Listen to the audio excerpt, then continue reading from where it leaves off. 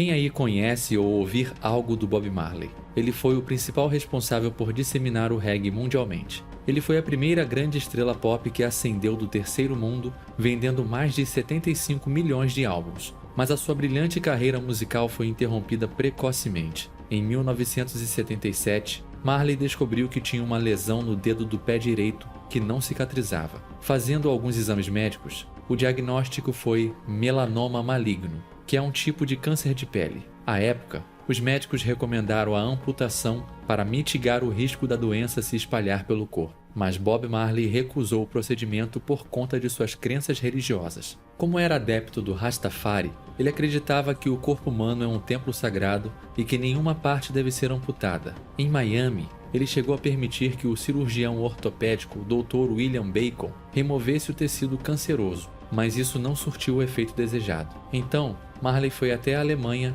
e, sob os cuidados do controverso Dr. Joseph Eissels, foi submetido a várias intervenções questionáveis para combater o câncer. E assim como na vez anterior, as expectativas não foram alcançadas e logo o câncer se espalhou até o seu cérebro, estômago e pulmões. E no dia 11 de maio de 1986, ele faleceu, jovem, aos 36 anos. Será que Bob Marley era um fanático religioso que desejava morrer? Deveria ser encarado como um suicida ou um inconsequente? Claro que não. Certamente que, como todo ser humano, tentou o que pode seguindo o instinto para sobreviver. O que ele desejava era receber o tratamento médico que respeitasse a sua vontade, segundo os valores que prezava.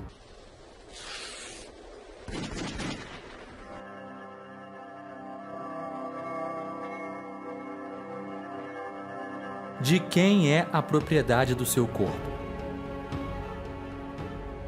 De fato, o médico, no exercício da profissão, pode se deparar com pacientes que, por motivos pessoais ou de ordem religiosa, recusem uma terapia, um aparelho ou um determinado procedimento. Na maioria das vezes, quando o paciente recusa determinada terapia, não é porque não queria ser tratado, mas porque quer escolher a opção terapêutica que considera adequada ao que acredita. Mesmo não tendo conhecimento técnico de um médico, cada pessoa procura aprender o que é possível ser feito, o que seja em conformidade com o que julga ser bom, tudo pela maneira como vê a vida. No Brasil, a Constituição de 1988, no artigo 5º, nos incisos 6 e 7, diz que garantem a qualquer pessoa 3 coisas. A. O direito de recusar tratamento médico. B. A liberdade do paciente de recusar a proposta terapêutica ofertada pelo médico. E C. O direito de escolher uma opção terapêutica que considere conveniente. Além dela, tem o Código Civil, que no artigo 15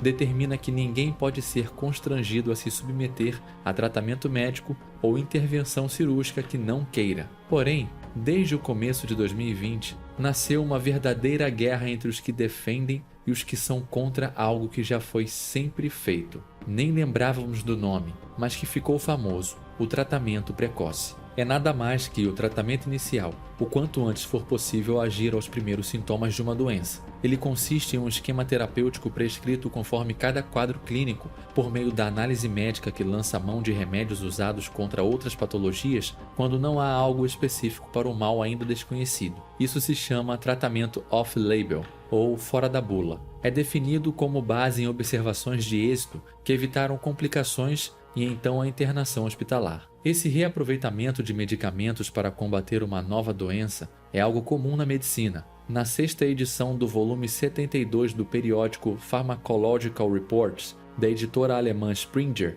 os pesquisadores indianos falam que, além de poder proporcionar uma resposta rápida para aliviar o quadro clínico do paciente e então poder até salvar vidas, outra vantagem dessa prática é um custo financeiro menor. A principal alegação dos detratores do tratamento precoce é que são usadas drogas sem comprovação de eficácia. Realmente, é uma alegação válida e razoável, propagada pela mídia tradicional e pelos tantos adeptos ferrenhos dessa opinião. No entanto, a mesma mídia já comemorou a possibilidade de pessoas poderem usar o medicamento para uma doença que também não era específica nem tinha eficácia comprovada contra ela. Em junho de 2009, a Organização Mundial da Saúde declarou que a gripe suína de H1N1 era uma pandemia. Ela se espalhou por 70 países e atingiu os 50 estados norte-americanos. Aí, sob orientação da entidade, vários países passaram a adquirir e a prescrever um antiviral composto de fosfato oseltamivir, comercializado no Brasil sob a marca Tamiflu.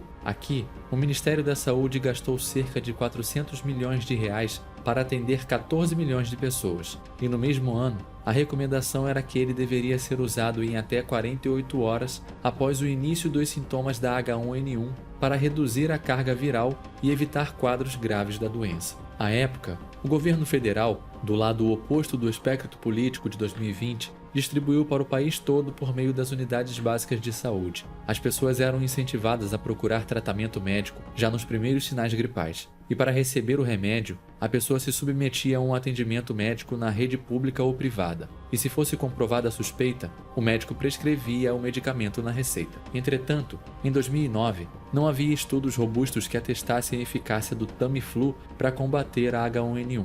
As únicas evidências eram os estudos observacionais. Depois, em 2014, numa reportagem para o site do renomado Dr. Drauzio Varella, a médica Nancy Cristina Junqueira Beley, que era coordenadora da Comissão Científica de Influenza e Virologia Clínica da Sociedade Brasileira de Infectologia, admitiu categoricamente que não foram feitos estudos randomizados e controlados para constatar os efeitos do Tamiflu, e sim por meio da experiência clínica. E em 2009, não havia excessiva preocupação com certificação oficial de qualquer medicamento que tivesse sido submetido a estudos randomizados controlados. Mas em 2020, o pensamento mudou. Youtubers, juristas, jornalistas e políticos passaram a opinar incisivamente a respeito de protocolos de saúde, medicamentos e manejo clínico de pacientes. Começou uma intensa conclamação pela tal da comprovação científica. A comparação de 2009 com 2020 mostra que as pessoas passaram a procurar usurpar funções que cabem apenas aos profissionais especializados da saúde,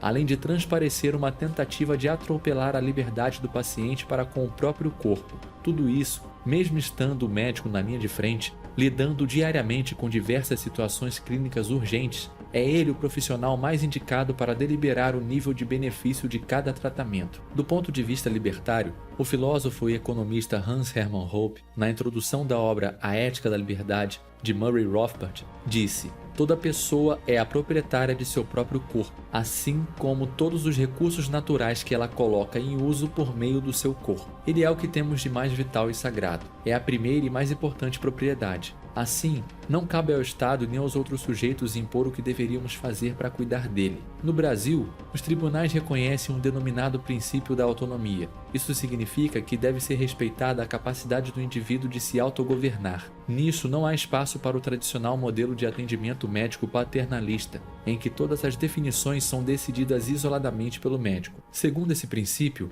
cabe ao paciente aceitar, recusar ou solicitar a intervenção médica que considere confiável. E também, nenhum médico deve ser coagido a seguir protocolos ou determinações que estejam em desacordo com sua consciência. Todas estas considerações estão mesmo consignadas no Código de Ética Médica do Conselho Federal de Medicina. Mas o curioso é que passamos a ver verdadeiras intenções autoritárias de alguns governos, políticos, juristas, celebridades e youtubers, todos segundo a premissa de que se falar em nome de salvar vidas, em vez de zelar pela liberdade de combater crises, passaram a defender e a estimular restrições, querendo até mesmo ditar a maneira como médicos e pacientes devem se relacionar. É triste ver uma clara tentativa de dominar a mais importante das propriedades, o nosso corpo. Para encerrar, vamos resgatar aqui a Declaração de Helsinki, da Assembleia Médica Mundial, cujo item 32 diz que, no tratamento de um paciente, quando métodos profiláticos, diagnósticos e terapêuticos comprovados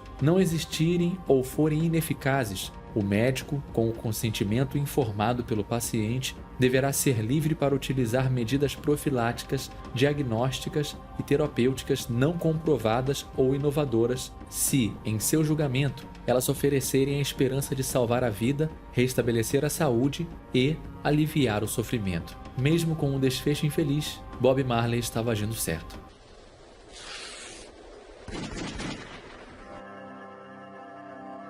Obrigado por sua audiência.